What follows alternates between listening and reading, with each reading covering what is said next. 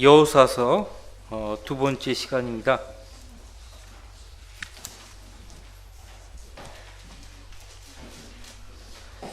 저는 이 시간에 진도에 연연하지 않습니다. 한 절 한 절 의미하는 바를 우리가 찬찬히 살펴서 하나님께서 왜 이 말씀을 하시는가에 대해서 깊이 있게 상고하는 그런 시간으로 갖겠습니다. 자, 1장 1절, 그때 주의 종 모세가 죽은 후 주께서 모세의 일꾼 눈의 아들 여호수아에게 일러 말씀하시기를. 주의 종 모세가 죽은 후, 모세가 죽었으니까 더 이상 모세는 주의 종이 아닙니까? 모세는 죽은 즉시 곧바로 어디에 간 거예요? 셋째 하늘 하나님이 계신 위로 올라간 거예요. 천상으로 올라간 거예요. 그 장사도 그 앞서 신명기 34장 보시면 하나님께서 장사를 지냈습니다. 그래서 모세의 무덤을 몰라요. 모세의 몸을 두고 유다서에 보면은 마귀가 미카엘과 다투죠. 자, 그 모세의 몸 어디 있느냐 이거예요. 지상에는 없어요. 무덤도 없고요. 하나님이 그를 장사 지냈기 때문에 그래요. 거기 앞에 신명기 34장 5절, 그러므로 주의 종 모세가 주의 말씀대로 모압 땅에서 죽으니라. 주께서 그를 베풀 맞은편 모압 땅에 있는 골짜기에 장사하셨으니 오늘까지 그의 묘를 아는 자가 아무도 없더라. 그러니까 우리가 구약에 하나님이 쓰시는 사람들을 보면은 실수를 하는데, 사실 우리 현재 살아가는 우리 성도들 그들보다 더 많은 실수를 하잖아요. 이 정도 실수를 가지고 하나님이 왜 눈 감아주지 않으시고 그러실까 의아해 하는 경우가 있어요. 모세가 백성들 가운데 하나님의 영광을 가렸다는 이유 때문에 그는 약속의 땅을 들어가지도 못하고 그 땅을 바라보고 죽어야 했습니다. 그래서 모세가 죽을 때에 120세였으나 그의 눈이 흐리지 아니하였고 그의 기력도 쇠하지 아니하였더라. 자연사한 거 아니에요. 주님이 그의 목숨을 가져가신 거예요. 주님께서 데려가시겠다고 하면은 우리는 가야 돼요. 방법 없어요. 히스기야 보세요. 너는 내 집을 정리하라. 내가 죽고 더 이상 살지 못하리라. 하니까 그 말을 듣고 히스기야가 얼마나 하나님께 눈물로 간청합니까? 자, 그러나 하나님이 데려가시면 어쩔 수 없어요. 그냥 가는 거예요. 모세가 120살이었음에도 불구하고요, 죽어야 될 그런 상황이 아니었어요. 그러나 영적인 입장에서 하나님은 그를 데려가셨습니다. 자, 성경은요, 모세에 대해서요, 계속 그 앞에 수식어가 붙어요. 주의 종, 하나님의 사람, 주의 일꾼, 이런 수식어가 항상 붙습니다. 시편에도 그렇고요. 주의 종, 하나님의 사람 모세. 죽은 뒤에 살아있을 때도 그렇고 죽은 뒤에도 그렇고요. 모세는 주의 종이었습니다. 주의 종 모세가 죽은 후 주께서 모세의 일꾼 눈의 아들 여호수아에게 일러 말씀하시기를. 자, 모세를 하나님께서 데려가시기 전에요, 하나님은 모세를 하여금 여호수아를 그 뒤를 이어 이스라엘을 다스리는 지도자로 세우시게 하십니다. 안수를 하게 하세요. 안수. 34장, 신명기 34장 9절 말씀 같이 읽습니다. 눈의 아들 여호수아가 지혜의 영으로 충만하였으니 이는 모세가 그에게 안수하였음이더라. 주께서 모세에게 명령하신 대로 이스라엘 자손이 그에게 경청하고 행하였더라. 여호수아입니다. 그는 여호수아예요. 모세가 하나님 명령대로 여호수아에게 안수했기 때문에 여호수아는 지혜의 영으로 충만했습니다. 자, 민수기 27장 보세요.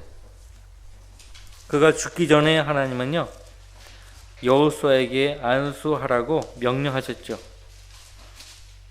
민수기 27장 18절 말씀부터 보세요.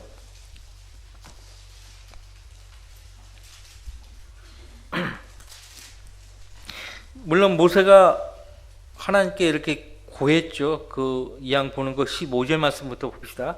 모세가 주께 고하여 말씀드리기를 주 모든 육체의 영들의 하나님이여 회중을 다스릴 한 사람을 세우시어 그로 하여금 그들 앞에 나가고 들어오게 하시며 그들을 인도하여 나가고 데리고 들어오게 하시어 주의 회중이 목재 없는 양같이 되지 않게 하옵소서 하였더라. 주께서 모세에게 말씀하시기를 너는 그 영이 그 안에 있는 사람 눈의 아들 여호수아를 데려다가 그에게 안수하여 그를 제사장 엘르아사이와 온 회중 앞에 세워 그들이 보는 데서 그에게 책무를 맡기고 너는 내 영예를 그에게 물려주어 이스라엘 자손의 온 회중으로 복종케 하라. 내용이 기니까요. 거기 23절 그에게 안수하고 책무를 맡겼으니 주께서 모세의 손을 통해 명령하신 대로였더라. 주께서 모세에게 명령하신 대로 온 백성의 회중 앞에서 여호수아를 세워놓고 그에게 안수를 하고 책무를 맡겼다고 했습니다.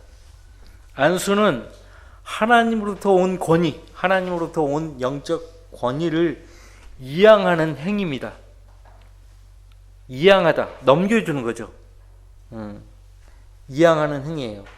이 안수는 비밀리에 할 수 없어요. 모든 이가 지켜보는 앞에서 안수를 했습니다. 항상 그래요. 그러니까 안수할 사람을 보면은 항상 주님이 직접 지명하신 사람이에요. 이 부분이 굉장히 중요한 부분입니다. 주님께서 자신의 일꾼으로 불러 쓰신 증거가 있는 사람을 안수하시는 거예요.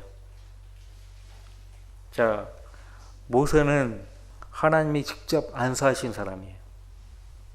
특별한 경우죠. 많은 백성의 회중 앞에서 안수받았다는 기록은 없어요. 하나님이 그를 안수하신 거예요. 자, 그래서 그 안수를 통해서요, 하나님으로부터 온 영역과 지혜를 얻는 것입니다. 그렇게 함으로써 주님은 그를 통해서 주님의 권위를 행사하시는 거예요. 아무나 그분이 권위를 행사하시는 것이 아니에요.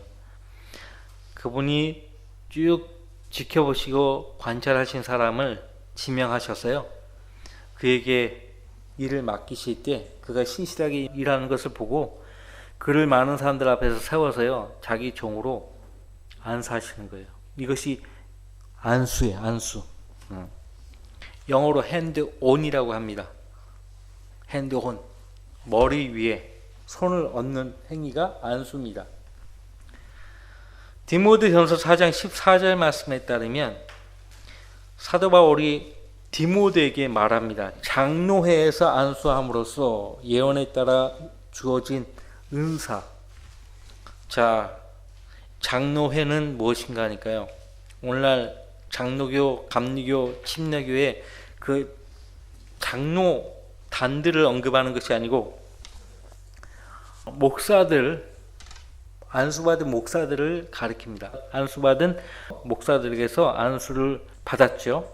디모데가 그 안수할 때에 예언에 따라 은사가 주어졌습니다. 예언에 따라 은사가 주어졌다. 이 말을 잘 유념하셔야 돼요. 안수받은 목사들 안수식을 보면은 그 사람의 믿음을 증거하도록 하죠. 성경에 대한 그 사람의 믿음, 또 성경에서 말씀하고 있는 기본적인 진리들, 그런 거에 대해서 묻지 않습니까? 거기에 대해서 성경적으로 바르게 잘 답변해 줍니다. 이미 그는 하나님이 불러 세우신 사람이기 때문에 많은 사람들 앞에서 하나님의 종인 것을 추인하는 거죠. 그래서 먼저 안수받은 목사들이 안수 받아야 하는 그 주의 종 머리 위에 손을 얹어서요 기도를 하죠. 그래서 권위를 이양하는 것입니다. 그래서 이때 받는 은사는 잘 들으세요. 어디에서도 이런 얘기 못 듣습니다. 하나님의 사역을 수행하는 데 필요한 영적 은사를 얻는 거예요. 그래야 그 사람이 주의 종으로서 그 일을 하기 때문에 하나님의 사역을 수행하는 데 필요한 영적 은사, 그 은사를 받는 것이에요. 자, 사도 바울이요 디모데에게 디모데전서 5장 22절에 아무에게나 경솔하게 안수하지 말 것을 당부했습니다. 아무에게나 경솔하게 안수하지 말라. 요즘에는 그 6개월 가정을 통해서 목사 안수 주는 아주 이상한 신학교들도 있어요. 6개월을 통해서 무슨 주의 종이 나올 수 있을까요? 자, 안수는요, 여러분들 잘 들으세요.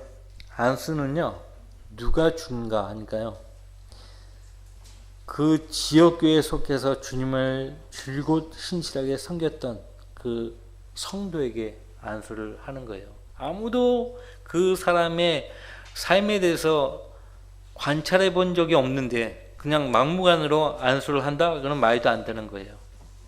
그러니까 안수는 지역교회에서 주는 거예요. 신학교 이런 데서 주는 거 아니에요. 그건 잘못된 거예요.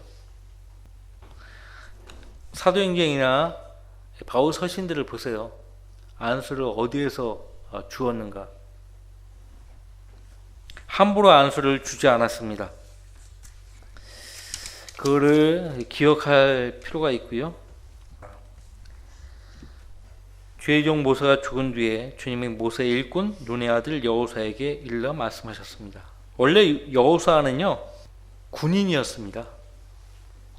그러니까 모세와 나이 차이가 내가 알기에는 한 40년 정도의 차이가 있어요. 하나님께서 모세를 부르실 때의 나이가 언제였는지 아세요? 80세. 물론 그 40년 전에 40대부터 하나님이 그를 다루시기 시작했어요.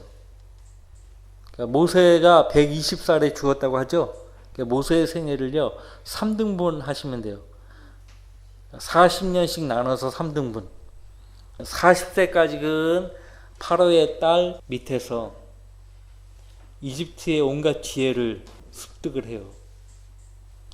그리고 이제 40세부터 80세까지는요 파라오의 얼굴을 피해서요 도망 다니죠. 하지만 그 이드로 장인의 양떼들을 돌봅니다. 그러면서 자기 백성에 대해서요 하나님께서 마음을 갖게 하십니다. 그래서 결국 80세에 그 형 아론과 더불어서 그를 부르시죠. 그죠? 원래 성경을 유심히 잘 보시면 모세가 말을 잘했어요. 말 정말 잘했어요. 근데 왠지 왕이나 이렇게 그 절대적인 군주 앞에 서면은 뭐 더듬거리는지 원래 잘했던 사람이에요. 여러분들 잠깐 사도행전 7장 보세요. 거기에 뭐라고 되어 있는가 보세요. 7장 22절에 뭐라고 되어 있어요? 그리하여 모세는 이집트인들의 모든 지혜를 배워 말과 행위에 능하더라. 말 못하는 사람이 아니었다니까요. 근데 이제 혹시 하나님이 명하신 것을 좀 뭐라고 할까요? 잘못 전달할까봐 이제 그런 두려움이 있고, 또 파라오 왕 앞에 서서 이렇게 말을 하는 것이 좀 두려웠던 모양이에요. 물론 하나님이 그를 다루셨죠. 그러니까 하나님이 뭐라고 하니까 내 형 아론이 있지 않냐. 네 형 아론이 네 입을 대신해 줄 것이다. 그렇게 말씀하셨죠. 본래 모세는 말과 행위에 능했던 사람이에요.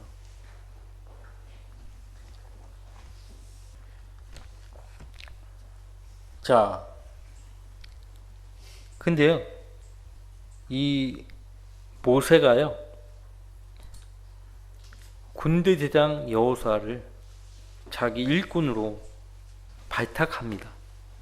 원래 여호수아는 군인이었다고 했죠? 근데 모세가 자기 일꾼으로 발탁을 해요. 이것도 하나님의 섭리라고 봅니다. 출애굽기 24장 13절에 여호수아를 모세의 일꾼이라고 그렇게 기록을 하고 있죠. 엘리야와 엘리사의 관계도 마찬가지입니다.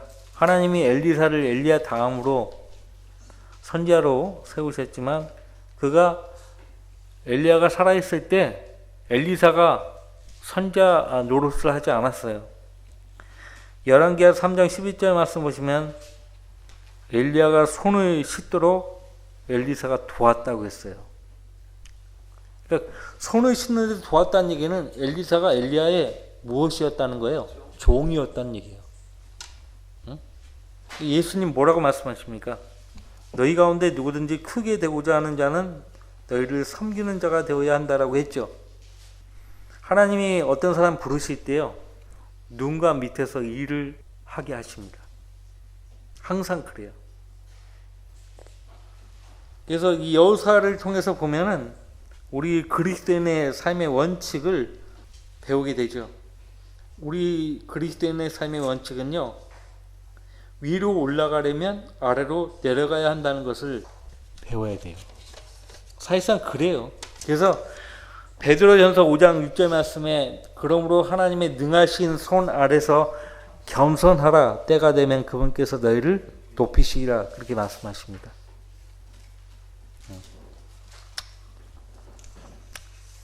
자, 오늘날 신학교에 이제 공부를 하고 있거나 졸업을 막 하면 교회에서는 전도사로 또는 더 나은 조건이면 부목사로 세우는데요.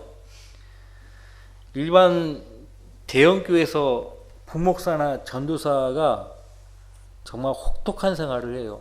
전도사 같은 경우는 급여가 80만 원도 안 돼요. 그러니까 봉사를 하는 것입니다. 그러니까 전도사 같은 경우는 교회의 온갖 허드렛 일을 다 합니다. 새벽 기도 하는데 어르신들 모시러 가야 되고요. 정말 자기 삶이 없을 정도예요. 근데 80만 원도 안 줘요. 그러니까 얼마나 힘들게 사냐고요. 일반적이에요. 너무 심했죠. 근데 뭐라고 불평불만을 토로할 수 없는 것이 앞서간 목사들도 다 그런 생활을 거쳤다는 거죠. 그러니까 의사 전문의가 되려면 레지던트 과정, 인턴 과정을 거쳐야 되는 것처럼 어떻게 그렇게 되는 건데, 일단 그런 과정은 꼭 필요하긴 해요. 필요하긴 한데 너무 그 과정이 너무 길다든지 너무 혹독한 그런 생활을 당연시하게 되면 좀 그렇겠죠. 자, 눈의 아들 여호수아는 어느 지파에 속했죠? 에프라임 지파에 속했습니다. 에프라임은 누가 나왔어요? 요셉이 나왔어요. 므낫세와 더불어 나왔죠. 자, 내종 모세가 죽었다. 이 말씀도요, 유심히 잘 봐야 합니다. 예표예요, 예표. 모세는 지난 시간에 율법을 나타낸다고 했죠. 요한복음 1장 17절. 근데 여호수아는 예수 그리스도, 은혜와 진리를 나타내는 예수 그리스도를 예표한다고 했어요. 그러니까 영적인 의미에서 말씀드립니다. 모세가 죽었으니까 율법도 죽은 것이냐? 아니에요. 율법은 살아있어요. 단 우리가 율법에 대해서 죽은 거죠. 율법은 우리에 대해서 죽지 않았어요. 율법 시대가 돌아옵니다. 그 율법이 죽지 않았다는 것을 말해 주는 거예요. 우리 구원받은 성도들이 율법에 대해서 죽은 거지, 율법이 우리에 대해서 죽은 거 아니에요. 바울 사도가 로마서 7장에서 뭐라고 했습니까? 계명은 죄의 기회를 노리고 있다고 말을 하고 있어요. 또 고린도서 15장에서 마지막 절에서 사망이 쏘는 것은 죄요, 죄의 능력은 율법이라고 했어요. 율법은 여전히 살아있다니까요. 왜? 그 법을 제정하신 하나님이 살아계시기 때문에 살아계시는 거예요. 다만 그 율법 자체가 우리 죄인들을 구원하는 거 아니에요. 율법을 통해서는 죄의 깨달음이 있다라고 로마서 3장 23절을 말합니다. 율법의 기능이 무엇이냐? 자, 하나님의 의에는 너희 힘으로 도달할 수 없다. 그래서 여러분들 잠깐 갈라디아서 3장 보세요. 갈라디아서 3장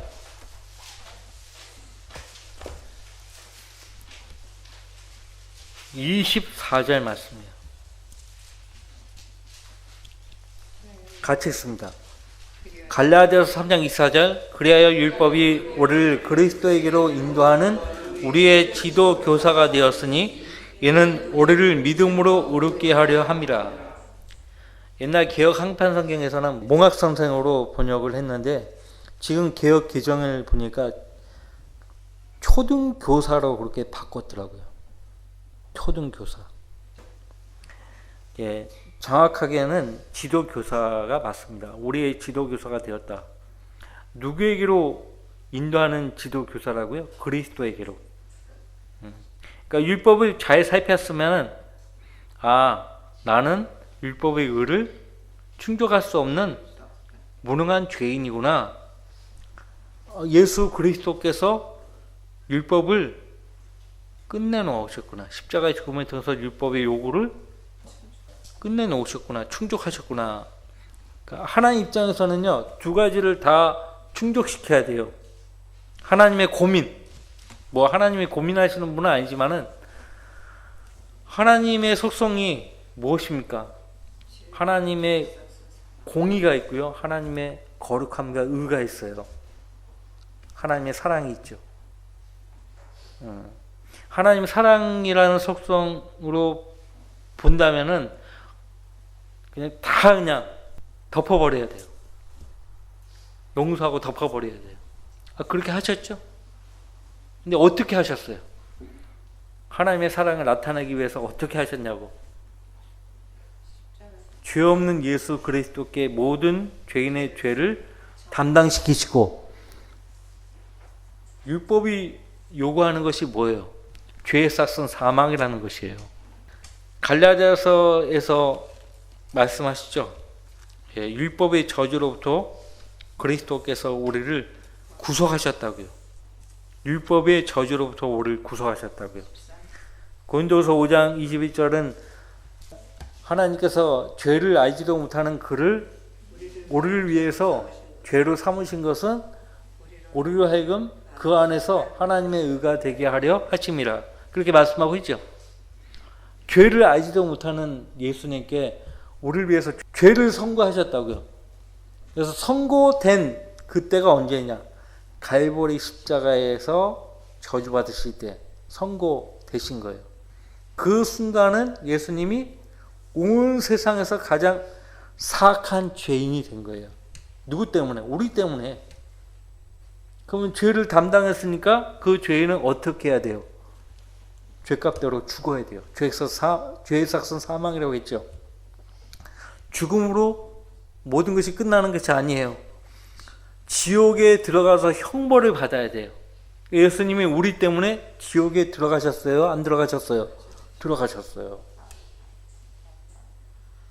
일반적인 개념에는, 사람들의 개념에는 어떻게 해서 거룩하신 하나님의 아들이 지옥에 갈 수 있겠냐 이거예요. 예수님이 지옥에 안 가셨으면 우리는 구원 못 받는 거예요. 십자가의 저주를 통해서 죄에 대한 심판, 형벌을 받았지만은 그것으로 끝나는 것이 아니에요. 지옥에 들어가서 영원히 형벌을 받아야 돼요. 그리고 중요한 것은 누군가가 그 죄라는 쓰레기를 완전히 묻어버려야 돼요. 그래서 예수님 그 일을 다 하신 거예요. 하나님이 일을 하실 때는 경제적으로 일을 하십니다. 한 가지 일만 하시는 것이 아니에요. 여러 가지 일을 동시에 해요. 거기 가서 하신 일이 많잖아요. 먼저 감옥에 있는 영들에게 심판을 전파하셨고, 그 다음에 낙원의 아브라함의 품에 있는 구약 성도들에게 복음을 전파하셨어요. 그리고 그분이 승천하실 때 그들을 데리고 가셨어요. 그것이 에베소서 4장 8절 말씀이에요. 에베소서 4장 8절 살펴보지 않겠습니다. 자, 그래서 율법은요 여호수아, 그러니까 우리의 구세주이신 예수님께로 인도하는 역할을 한다는 거죠. 모세는 죄를 선고해야 하고 그래야 여호수아가 위력을 발휘할 수가 있는 거죠. 그죠? 자, 거기 2절 말씀 보시면요. 내 종 모세가 죽었으니 이제 너와 이 모든 백성은 일어나 이 요단을 건너 내가 그들 즉 이스라엘 자손에게 주는 그 땅으로 가라. 자, 이스라엘 자손에게 주는 그 땅. 자, 이 땅은 언제 주었는 것인가? 아브라함에게 주신 거예요. 창세기 15장 18절 말씀에서 아브라함에게 주셨어요. 이미 주어진 땅이에요. 자, 현재 있는 하늘과 땅들은 누가 만드셨습니까? 하나님이요. 그러면 현재 하늘과 땅들의 소유주는 누구예요? 하나님이죠. 땅을 여러분이 값주고 사면 여러분들 그 땅 문서라는 것이 있잖아요. 이 땅의 주인이 나다. 이것을 입증할 수 있는 문서가 있잖아요. 그죠? 그러니까 이 세상에 있는 땅의 주인은 하나님인데 하나님이 아브라함에게 그 땅을 주기로 맹세하시면서 약속하셨단 말이에요. 응? 자, 그래서 이 땅으로 가려면 모든 백성은 일어나야 한다고요. 일어나. 앉아있거나 누워있지 말아야 하고요. 일어나야 돼요. 일어나야 이 땅으로 갈 수 있어요. 그리고 이 땅에 가려면 요단을 건너야 돼요. 이 요단을 건너.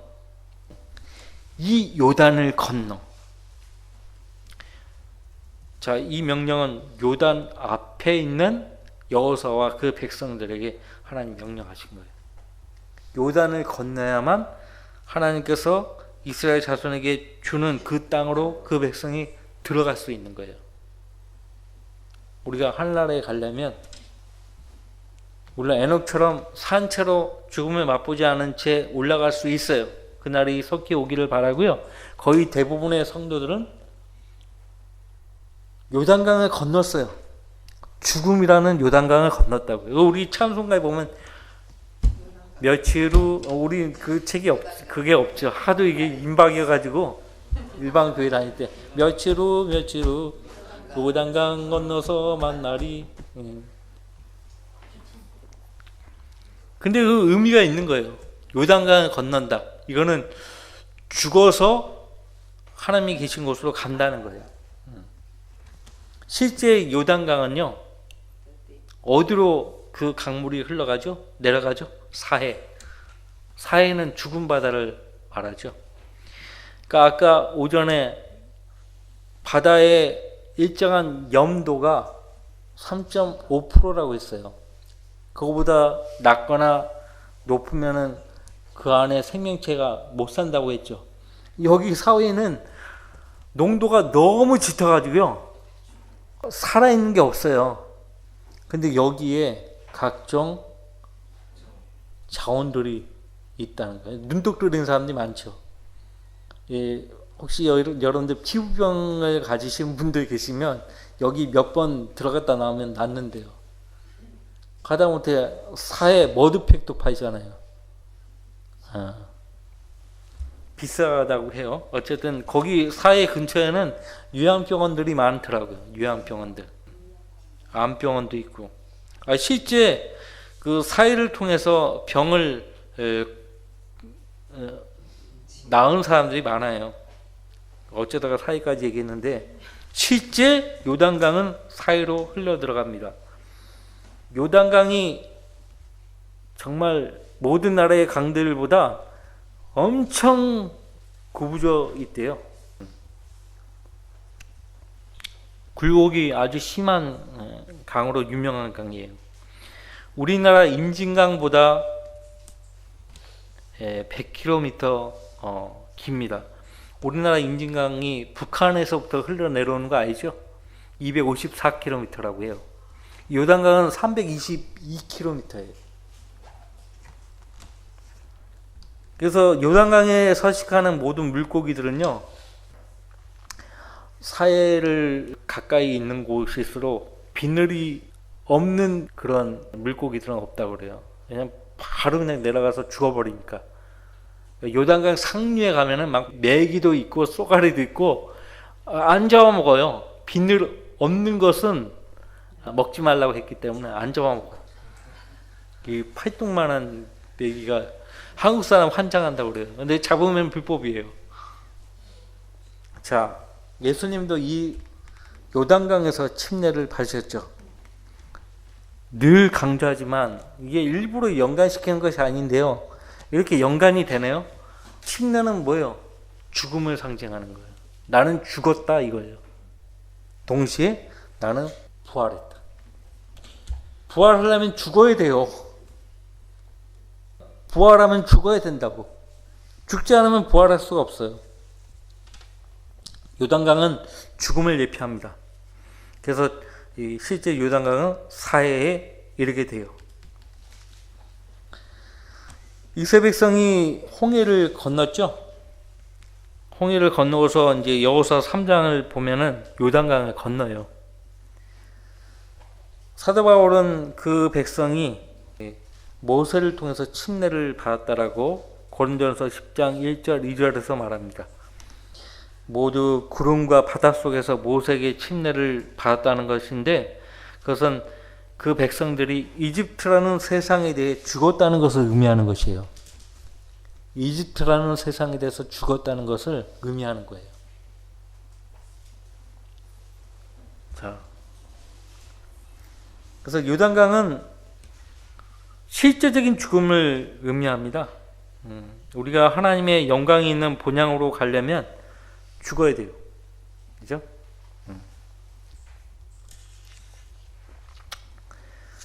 그래서 그 건달들이, 우리나라 건달들이 어떻게 알고 너 오늘 요단강 건너는 날이야 그러잖아요. 협박조로.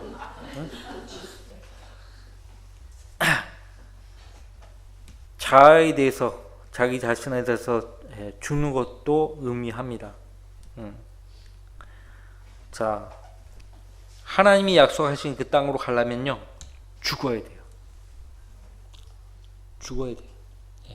그러니까 살아있는 성도가 진림받아 올라갈 때도 우리가 그 소망을 우리 살아있을 때 만끽하려면 내가 믿음의 삶을 살아갈 때 매일 바울 사도처럼 죽어야 돼요. 그 죽음이라는 것이 영적인 의미에서 죽음이죠. 여러분들, 하나님께서 이스라엘 백성에게 땅을 주시겠다고 약속하신 것이요, 신명기 1장 7절 8절, 2장 24절, 6장 1절 10절, 7장 1절, 9장 1절에서 4절, 26절에서 28절, 11장, 12장, 16장, 17장, 19장, 21장, 굉장히 많이 반복되어 나오죠. 그래서 우리가 이제 이 여호수아를 통해서요, 확실하게 배우는 것은 그리스도 안에서 약속된 승리와 축복들은 그리스도의 몸 안에 있는 모든 성도들에게 주어진 것이라는 것이에요. 이미 주어진 거예요. 이 백성들도 이미 이 약속이 그 조상 아브라함에게 주어진 약속이었어요. 이제 이 약속을 주장을 해야 돼요. 주장하려면 일단은 일어나야 되고 요단을 건너야 되고 그 땅으로 들어가야 돼요. 그리고 그 땅에 거주하는 거주민들과 상대해서 싸워 이겨야 돼요. 실제 여호수아에서 보면은 전쟁을 하잖아요. 계속 싸워서 전쟁을 해야 그 땅을 가져올 수 있어요. 무슨 말인지 아시겠죠? 예수님이 죽었고 묻혔고 부활했기 때문에 흑암의 권세하에 있는 수많은 지옥과 혼들을 구원하실 수가 있었던 거예요. 구원하실 수가 있었던 거예요. 여러분들 골로새서 1장 14절 보세요. 이 일을 주님이 하신 거예요.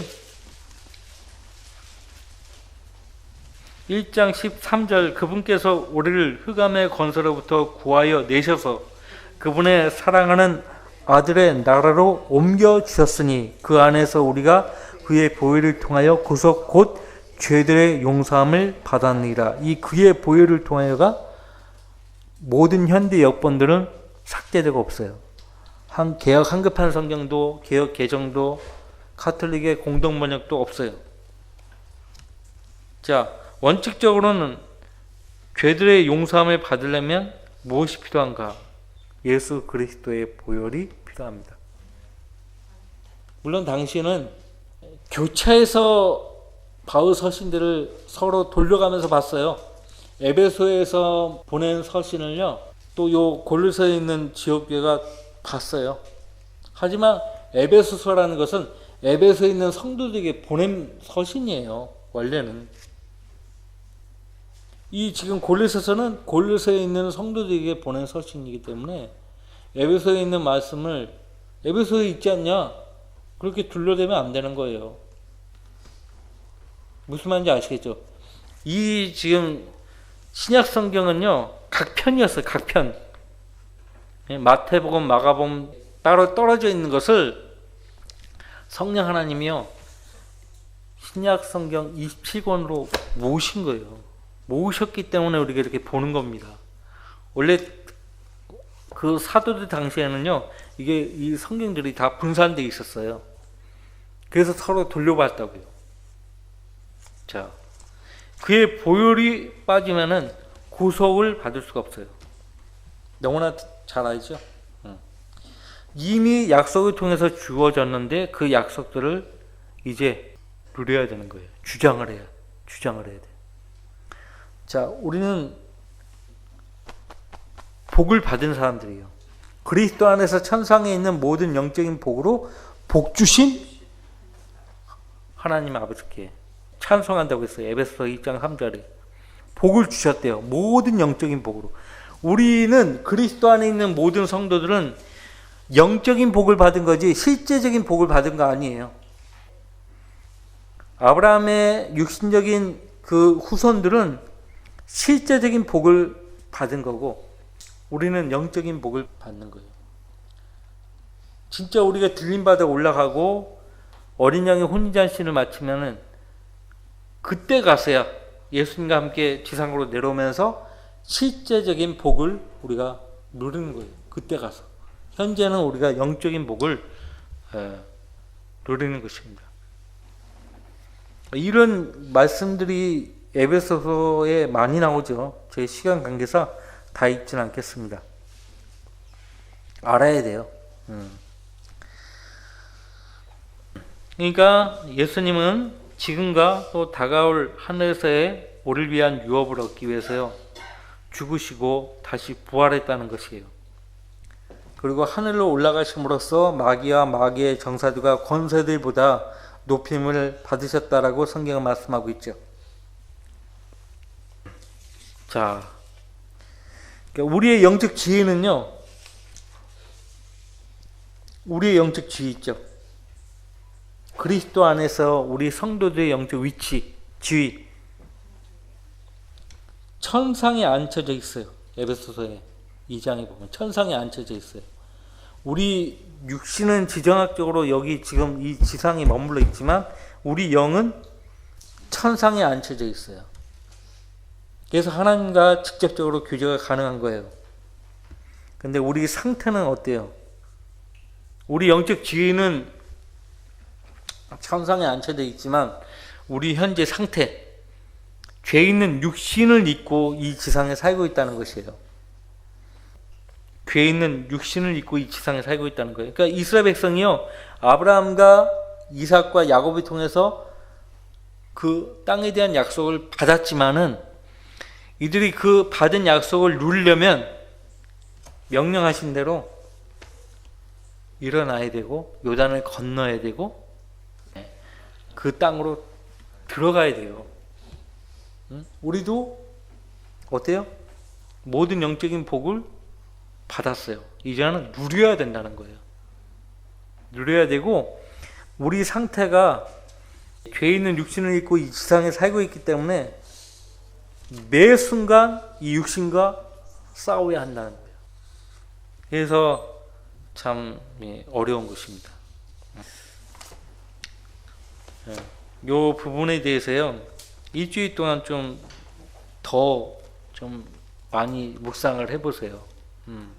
그러니까 이 말씀들이 그냥 하시는 말씀이 아니고요, 한 구절 한 구절 문단을 나눠 가지고요, 문단을 나눠서 그리고 각 구절에 그 구와 절을 좀 나누고 단어와 단어 이렇게 깊이 있게 들어가면 이건 정말 엄청난 말씀이에요. 우리에게 주는 교훈이 엄청나요. 이스라엘 백성에게 뿐만 아니라 우리에게 주는 교훈이 엄청나요. 그래서 여호수아는요, 신약의 에베소서와 같아요. 그래서 이 여호수아를 통해서요, 엄청난 영적인 보화들을 우리가 캐낼 수가 있어요. 그래서 오늘도 많이 캐냈는데 다음 주에도 캐냅시다. 자, 그러면 기도하고 마치겠습니다.